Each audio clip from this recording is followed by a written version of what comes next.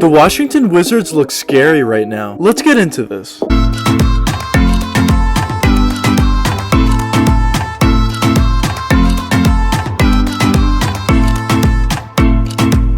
Over this past offseason, the Washington Wizards ended up trading John Wall in order to acquire Russel Westbrook. And the expectations for the Washington Wizards weren't sky high, but they were expected to at least make the playoffs. They obviously had Bradley Beal, who's an absolute bucket in this league. They just brought in Russel Westbrook, who's a triple-double machine, and they had some other nice young players like the rookie Deni Avdija that they brought in, and also the second-year player Rui Hachimura. But when the season started, the Washington Wizards significantly underperformed. Even at one point, they were the second worst team in the Eastern Conference. Bradley Beal was still putting up tremendous numbers, but literally nobody else on the team was playing well. Russel Westbrook was having a really off season, and after last season, the season before this on the Houston Rockets, where he really lowered his trade value and his value in the league, this was really looking like a bad sign for Westbrook. The Washington Wizards definitely did have a bunch of scorers on their team, like Bradley Beal and even Russel Westbrook, and they were known as a really good scoring team, but defensively they were so poor, and the reason why they got off to such a slow start was because they couldn't guard anybody. And when you can't guard anybody, even if you're a really good offensive team, you're not going to win too many games. When you look at a great example like the Portland Trail Blazers, they're a really good scoring team as well. They have Damian Lillard, who's one of the best players in the league, but they just can't defend, and they're really struggling for that. But you might say, oh, what about the Brooklyn Nets? They're known for not being a really good defensive team, but they're great offensively, and look, they're winning. They're first in the Eastern Conference. But to that, I would say, first of all, they have three absolute superstars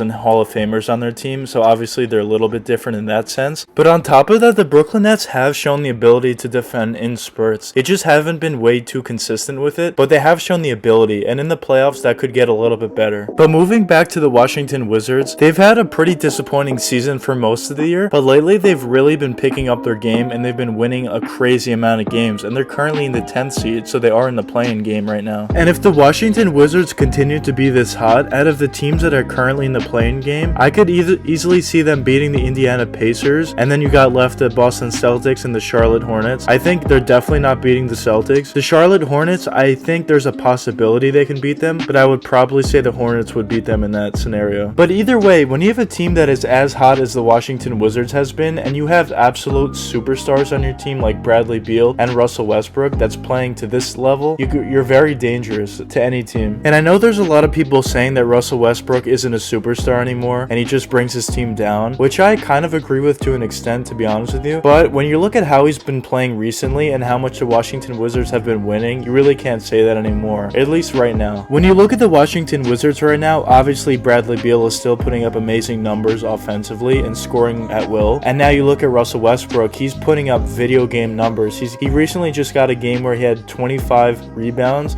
and 25 assists. That's absolutely incredible. And it's very difficult to lose a game when you're getting your team involved that much, to the point where you're getting 25 assists in a game. That's just absolutely crazy. But the third guy that really stepped up for the Washington Wizards and have been a little bit of a surprise is the way Rui Hachimura is playing. He's playing extremely well in his second season, and he's really showing great improvement. He's having games where he's putting up very efficient numbers and scoring over 20 points, and when he does that as a third option, it's very difficult to beat the Washington Wizards. Rui came into the NBA as a very, very talented mid-range shooter in this league, and in the NBA, once he got to the NBA, he really extended his range out to the corner three a little bit. But with Russel Westbrook in the lineup, it kind of, I wouldn't say unlocked Rui Hachimura. He didn't take that big of a leap, but he's definitely been a lot better ever since Russel Westbrook has gotten there. Rui is not really a guy that can really isolate on his own and put up 25 points per game, at least yet. Maybe he will be in the future, but currently he's more of just a catch and shoot type guy. But with a guy like Russel Westbrook, he's great in the pick and roll, and especially the pick and pop, where he could easily get wide open mid-range shots and even some three-point shots where he's hitting down pretty consistently on dishes from Westbrook. But now Rui is a little more athletic than a lot of people think, so he can also run the pick and roll with Russel Westbrook pretty well, where now he can dunk on people. He's had a few highlights where he's dunked over people going through the pick and roll with Russel Westbrook. And as I said in previous videos, when you got the pick and roll working extremely well for you, that really opens up everything else, because now they can kick out to open shooters. They have Bertans, who's one of the best three-point shooters in the league, so you can kick out to a deadly shooter like that. And now when the three-point shooters are hitting, now the defenders need to stay close to those three-point shooters,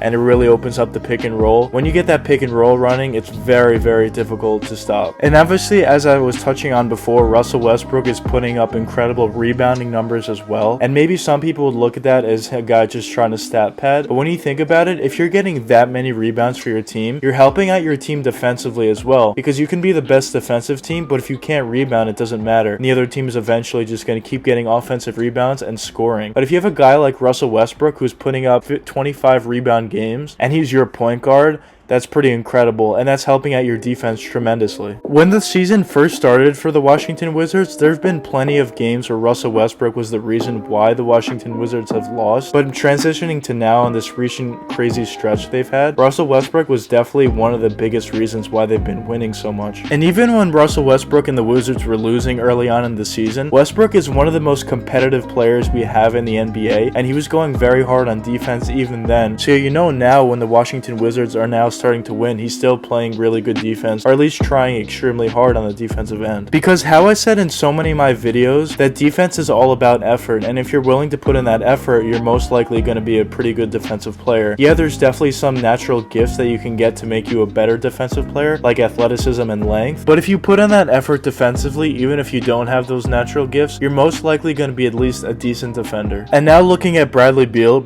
throughout basically his whole career has been an absolute bucket and one of the best scorers in the league. And even when the Washington Wizards were losing, as I said before, Bradley Beal was still putting up incredible numbers, and that hasn't changed even now that the Washington Wizards are winning a ton. Bradley Beal this season is putting up an incredible 31 points per game on an insane 48% shooting from the field. That's just incredible. Earlier on in the season, coming into the season, I definitely thought the Washington Wizards would be better than they were now, and I thought they had a real chance to get the 8th seed, maybe even the 7th seed in the East, but they've really disappointed in the beginning, and the way they're playing now is better than I expected, but is more in line with what I expected from them. Because when you have a guy like Bradley Beal that can score at will, and you also have a guy like Russell Westbrook who can really get his teammates involved and get a ton of rebounds and play good defense, that's pretty lethal. And now you combine that with the fact that the Wizards are definitely a very hungry team because they've been so poor at the beginning of the season, and on top of that, they've been a way better defensive team as of late. Now you're talking about a really scary team. And not to mention the fact that Rui Hachimura has really come on for them, at least late into the season. And when you have two superstars like that and a third guy that's pretty good as well, you can catch anybody on an off night and beat anybody. Or even if your team is really hot, if Westbrook and Bradley Beal and Rui Hachimura are all really hot that game, they could definitely beat any team in this league. And when you're talking about the play-in game, you only have to win one game. Or if they're 9th or 10th seed, you would have to win 2 games. But either way, that's not a lot of games, and you could definitely catch a team sleeping one night. And if the Washington Wizards stay as hot as they are now, or even a pretty decently good team, I would find it very hard to believe that they wouldn't beat the Indiana Pacers. But also keep this in mind, I don't think this would happen, but if the Washington Wizards do continue to be this hot, they could potentially make it all the way up to the 8th seed to where they would only have to win 1 game and make it into the playoffs. So the Washington Wizards are definitely a very scary team, and a lot of teams wouldn't want to see them in the playoffs. Now, even if the Wizards did make the playoffs, I'm obviously not saying they would win a first round series, but just give whatever team they're playing a little run for their money, maybe win a game or so. But let me know what you guys think in the comments. Do you think the Washington Wizards could potentially make it to the playoffs and be a pretty scary team when they get to the playoffs? Or do you think the Washington Wizards are just on a little bit of a hot streak and are going to cool off and are not that good to make it to the playoffs? But anyways, I hope you guys enjoyed the video, and if you did enjoy, please leave a like and subscribe. It really helps me out a lot. Until the next time, peace out, guys.